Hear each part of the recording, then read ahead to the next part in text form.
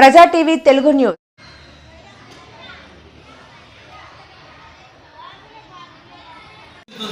దానిలో భాగంగా ఏమైతుందంటే 3 స్టెప్స్ ఉన్నాయి మనకి. కథ చెప్పడం నెంబర్ 1 సబ్ టాపిక్ భాషాభివృద్ధి చెందాలంటే. మరి రెండవ సబ్ టాపిక్ వచ్చేసి సంభాషణలు చేయించడం. మూడవది వచ్చేసి డెమో కృత్యాల ద్వారా ఏ విధంగా విద్యార్థుల్లో భాష అనేది అర్థచంద్రాకారంలో కూర్చోబెట్టాలి.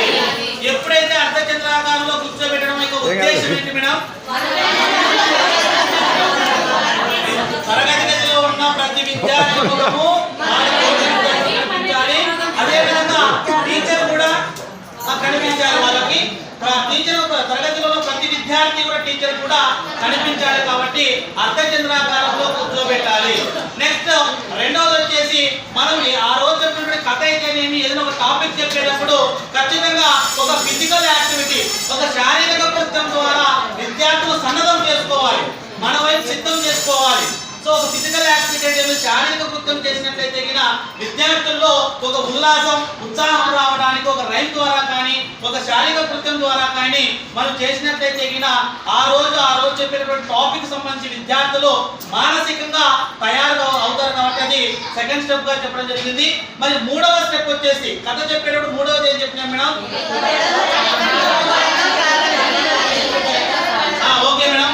మరి కథను చెప్పేటప్పుడు ఒక ఎత్తుగడ ఉండాలా, ఎత్తుగడతో ప్రారంభించాలి. ఎత్తుగడగా మన దైనందిక కార్యక్రమాల్లో ఏం జరుగుతుంటుంది? సినిమా అంటే పిల్లలు ఆకర్షితులు ఎక్కువ అవుతారు. సో బాహుబలి సినిమా రిలీజ్ అయ్యిందనుకోండి రేపు, అప్పుడు ఏమైతుంది?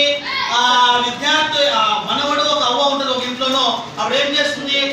ఎగ్జాంపుల్కి నేను రేపు సినిమాకు వెళ్ళాలనుకుంటున్నానంటే అప్పుడు అవ్వ ఏమంటుంది మేడం అంటే, ఏంటిరా ఎప్పుడు సినిమాలకు చూస్తూ ఉంటావు, చదువులే పాడులే అని నువ్వు ఈ విధంగా అయితే ఎలా బాగుపడతావు అని అవ్వ చెప్తే ఆ మనవడు ఏమంటాడంటే, లేదవా నువ్వు ఎన్ని చెప్పినా కూడా ఈరోజు సినిమాకు ఖచ్చితంగా వెళ్తాను. సరేలే నేను వస్తా పద, నువ్వు వినవు అని అవ్వ చెప్తే ఆ మనవడు ఏమంటాడంటే, ఏంటవ్వా నువ్వు నాతో సినిమాకి వస్తావా, నువ్వు సినిమా చూస్తావా థియేటర్కి వచ్చి అంటే, ఏంటిరా నేను ప్రభాసును చూడకూడదా, ఏమేమి ప్రభాసు నేను చూడకూడదారా, నేను కూడా వస్తారా అంటాడు. అంటే ఇక్కడ ఏమైందంటే ఈ రోజు మన ఒక అవ్వ, ఒక మనవుడు, ఒక సింహము ఎలుక కథ మనం చేస్తే విద్యార్థులంతా కూడా మన వైపు ఆకర్షితులు అవుతారని చెప్పడం జరిగింది. నెక్స్ట్ ఇంకోటి ఏం చెప్పినా మేడం?